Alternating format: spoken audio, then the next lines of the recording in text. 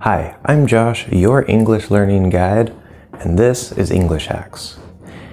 Today's video, we're going to be looking at some techniques and activities, part 1, for this course that will help you to learn even better and faster. And we have a couple really important things to talk about today that you absolutely have to know about before we continue. All three of these, especially the first two, are connected, but this first point, play with the language.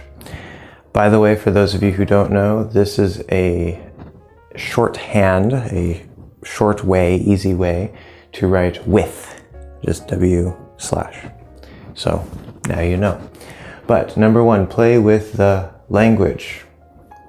Now that might sound a little strange or, you know, something that maybe a child would do, but that's kind of the point. You don't have to learn like a child, and as we know, as an adult, you have logic and reasoning and things that can actually help you learn potentially faster than a child, believe it or not. But whether it's with grammar, vocabulary, speaking, or especially pronunciation, making sure you're hitting the right sounds and hearing the right sounds, this is so super critical. Okay, you don't have to do this, but I can guarantee that your progress will be much slower. And if you do this, basically the more you do this, the faster you will improve, potentially. This is actually something that I do when I try to learn the sounds of a new language. And we'll talk specifically about how I do that.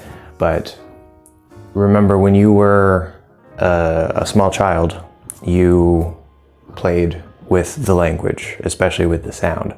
And that's how you developed it. You didn't just magically absorb it. You actually, those little sounds you made, right, as we talked about earlier in this course in the introduction, as you made those little weird baby sounds, you were actually playing with the language. Now, you don't have to do it exactly like that.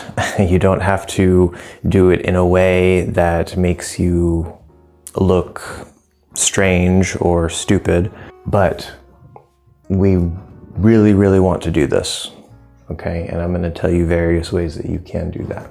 Before we continue, it's important to note that there's production and reception, basically your mouth and your ears. So how you produce the sounds physically, and then actually being able to hear the difference between sounds. And the reason I'm introducing you to this stuff now is because we've seen a couple basic vowel sounds, we've compared them, but in order to get the most out of what you're learning and to be able to really get the sounds that you're going to be learning now and in the future, we need to incorporate some of this stuff. So the next big point is anchor points and micro adjustments. Now, an anchor, you can think of this. I don't know if you've ever seen one of these, but if you're on a boat or a ship, right, and you have a big piece of metal, it's usually shaped like this, and you throw that over the side of the boat into the water, and it will grab the bottom and keep the boat in place so it doesn't float away. In pronunciation, an anchor point is some point in your mouth that you know, that you are familiar with, that you can use as a reference. So instead of anchor point, you can also call this a reference point. And that could be a sound in your native language, it could be a sound in a language you're learning or some other language you know, it doesn't matter. In fact, the more languages you know, the more anchor points you have, and it makes it easier to learn the pronunciation of other languages. But if English is your first and only foreign language, that's perfectly fine. You can still do this. One of the greatest sources of anchor points is your native language. The problem is that you are not consciously aware of what those points are.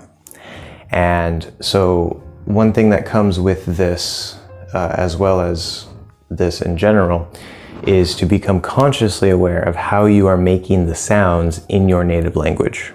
Trust me, it will help you a lot. It's one of the best things you can do.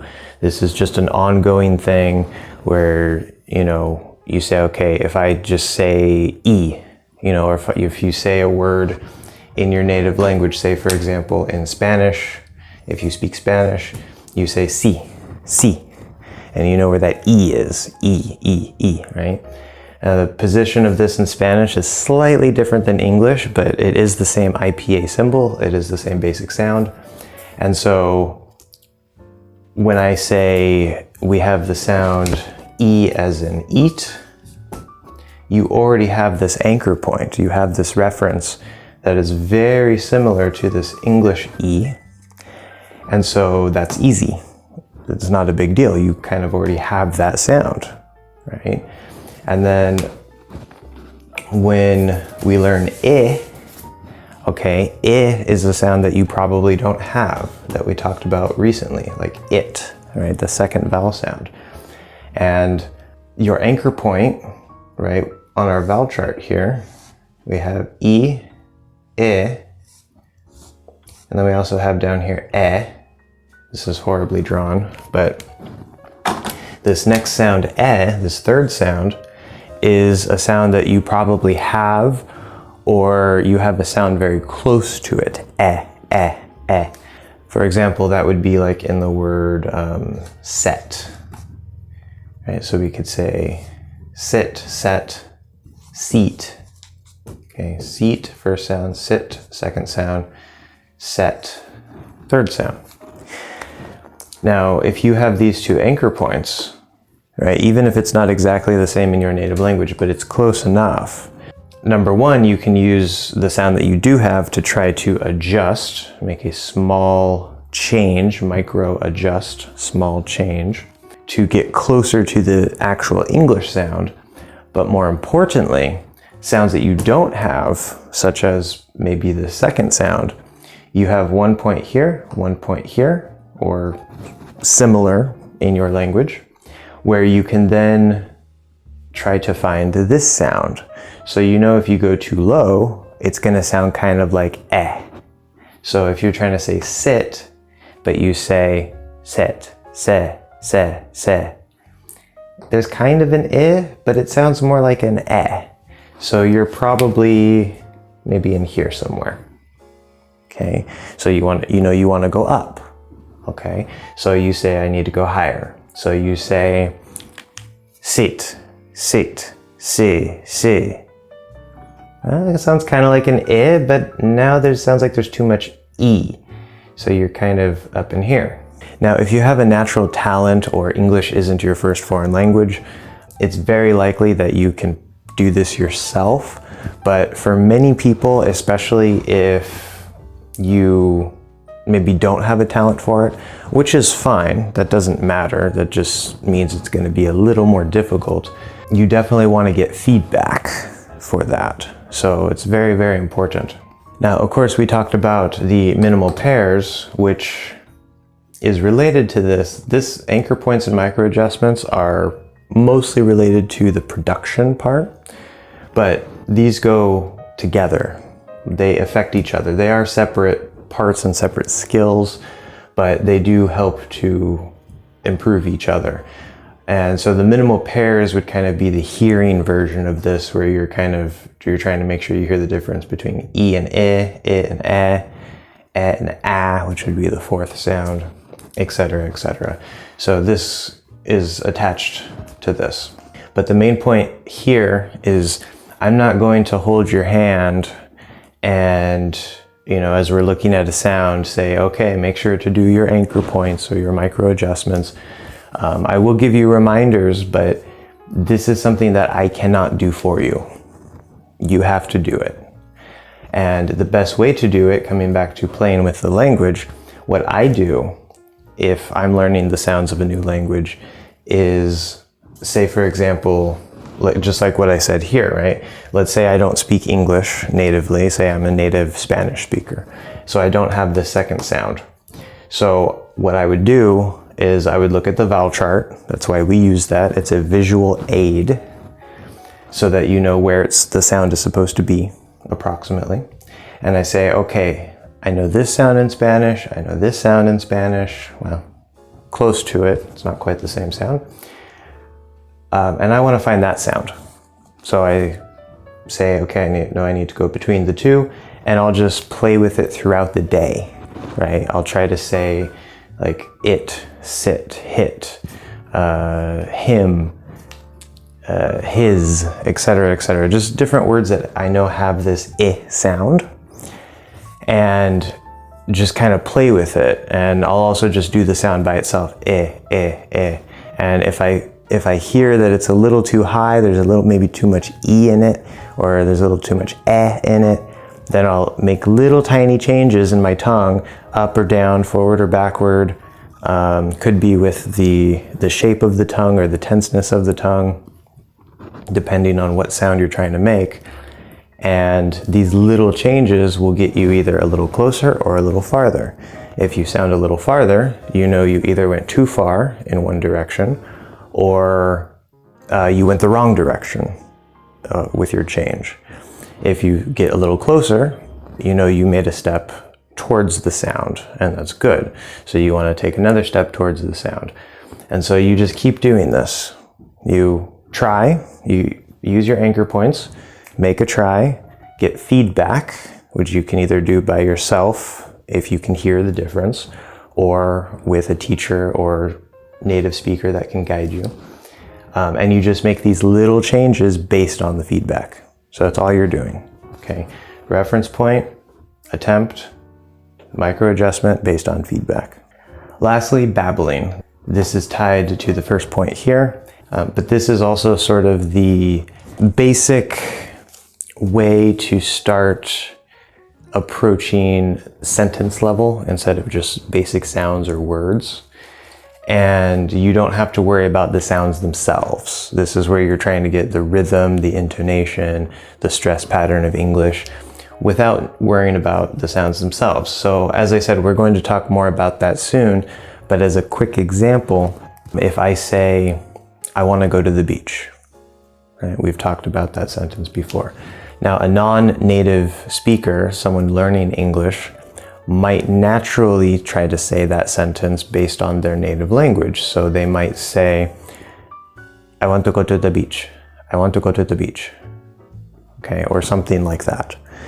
And it's kind of flat, the stress isn't right, the music, the rhythm isn't quite right. And so with babbling, you don't have to worry about all the details and all the sounds. You're just focusing on reproducing that rhythm and that stress, right? So you hear, I want to go to the beach. I want to go to the beach.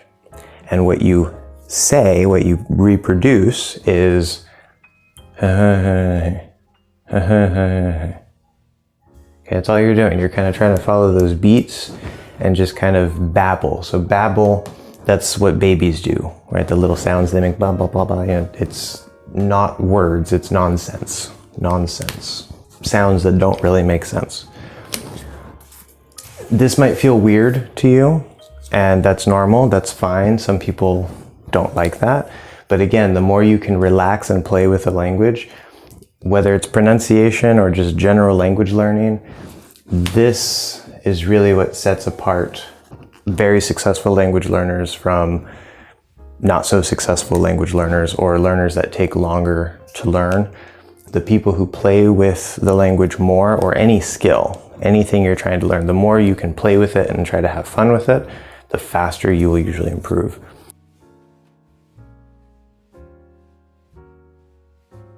Instead of babbling, you can also hum. Hum, that's horribly written, which is Right, so I want to go to the beach. Okay, so you could do either one. Again, we'll have a video on that coming up very soon. Okay, now there's other techniques and information and all this stuff. This is just part one. Part two will come later in the course. This is what you need to know now, because you need to start thinking about these anchor points, micro adjustments, getting feedback so you can find these sounds correctly and you can start hearing the sounds correctly through the minimal pairs. Again, find a teacher or a native speaker to help you if you need it. And this babbling and humming, we're gonna start applying that to the listening dictation homework as well. But we'll come back to that a little later after we see that video. That'll be all for today. Again, kind of a lot of information, I know, but as we continue, as you practice this stuff, it'll become very easy, very familiar to you. So don't worry too much about all that. You can always come back to this video if you forget something or you're not sure, you want to review it, okay? So any questions or comments, as always, leave them down below. Thank you guys very much for watching another English Hacks video. Make sure you leave a like if you liked it, subscribe, hit that bell so you never miss another English Hacks video, and I will see you guys in the next one.